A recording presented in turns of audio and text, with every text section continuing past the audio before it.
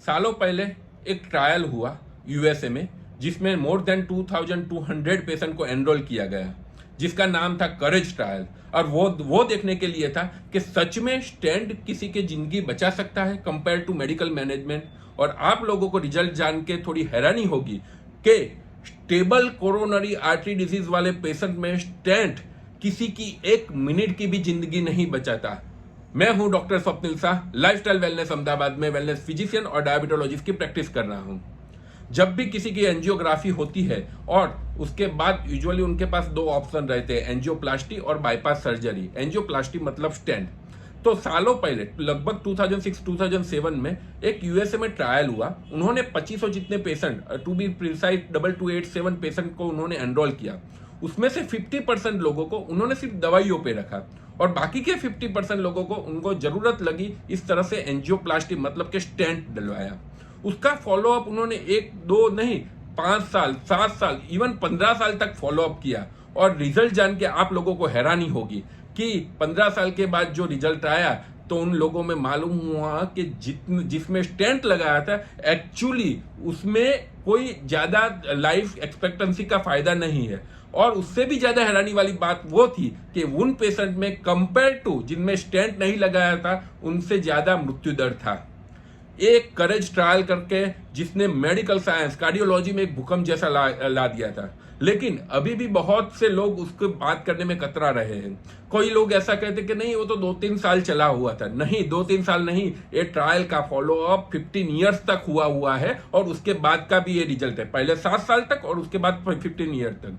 दूसरे लोग ऐसा भी बोल रहे हैं कि उसमें तो वो ब्लॉकेज 70% के आजू बाजू थे, वो पेशेंट को लिया गया था। आपके पास गूगल है, कर लो करेज ट्रायल का इंक्लूजन क्राइटेरिया में मिनिमम 80% जिन लोगों को एंजियोप्लास्टी की एडवाइस दे जा रही है वही पेशेंट को उन्होंने एनरोल किया हुआ था। तो 80% लोगों को उन्होंने किया हुआ था। बाद में तीसरी जगह वो कई लोग ऐसा बोलते हैं कि वो तो क्या है कि कोई बहुत ही छोटे से ग्रुप के पेशेंट को जिसमें थोड़ा मिनिमम सिम्टम्स है उनमें ट्रायल किया गया था। नहीं, ये ट्रायल वो 80% से ज्यादा ब्लॉकेज वाले को जिनमें टीएमटी पॉजिटिव है और जिनमें यूजुअली हम स्टेंट की एडवाइस करते हैं उन पेशेंट्स में किया गया था।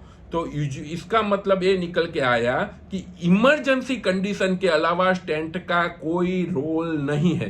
वो जस्ट सिम्टोमेटिक ट्रीटमेंट है। वो आपकी 1 मिनट की भी जिंदगी ज्यादा नहीं दे सकता। In stable patient plant angioplasty का कोई रोल नहीं है। जब मैं बोल रहा हूं तो उसका मतलब वो हुआ कि इमरजेंसी कंडीशन में जब चालू अटैक हो तो पहले 6-8 घंटे में आप एंजियोप्लास्टी कराओ तो वो आपकी लाइफ सेविंग हो सकती है। लेकिन थोड़े दिनों के बाद जो प्लांट एंजियोप्लास्टी है, जब आपको चलते वक्त छाती में दर्द होता है या घबराहट होती है और उसके लिए जो आप स्टेंट डलवाते हो तो उसका सिर्फ सिम्टम्स मतलब कि चेस्ट पेन में फायदा हो वो ही शायद फायदा हो सकता है। उससे ज्यादा 1 दिन की भी जिंदगी ज्यादा नहीं मिलती है। बट अननेसेसरी हमारे यहाँ लोग एक डर के कारण इतने स्टेंट डलवा देते हैं और उसके बाद वो स्टेंट की कॉम्प्लिकेशंस बढ़ जाती है। तो सच में जो आपको सच में सिम्टम्स हो, जो मेडिकल मैनेजमेंट से नहीं अच्छा हो रहा हो, ईईसीपी से नहीं अच्छा हो रहा हो, ईएसएमआर से नहीं अच्छा हो रहा, तो ही एंजियोप्लास्टी में जाना चाहिए। नहीं कि जस्ट इससे डर के कि मुझे अटैक नहीं आ जाए इसके लिए आप स्टेंट लगवा दो, तो इससे ज्यादा आपकी इससे ज्यादा कोई मोटी भूल नहीं हो सकती। और मैं जो अपने फ्रेंड्स है उनको भी इन्वाइट करता हूँ, आप पढ़ो करेज ट्रायल, आप पढ़ो और भी बहुत सारे ट्रायल है जिसमें स्टेंट का रोल बहुत लिमिटेड है। इससे जस्ट अ सिम्टोमेटिक ट्रीटमेंट, जैसे ही आपको बुखार आए और पैरासीटामोल लो तो बुखार उतर जाता है। इसी तरह है जैसे ही आपको चेस्ट पेन और ब्रेथलेसनेस लो स्टेंट डलवाओ तो चेस्ट पेन ब्रेथलेसनेस कम हो जाता है। लाइफ की 1 सेकंड भी आपको एक्स्ट्रा नहीं मिलती। That's what showing in the courage trial. और ऐसे ही हजारों ट्रायल है जो हुए हुए जिसने स्टेंट का रोल बहुत लिमिटेड डाला हुआ है। तो अननेसेसरी एंजियोप्लास्टी करके आप अपने पेशेंट को या अपने रिलेटिव्स को एक बहुत बड़े जोखिम में डाल रहे हो। हाँ, जरूरत है वहां करानी पड़े लेकिन वो जरूरत बहुत लिमिटेड है।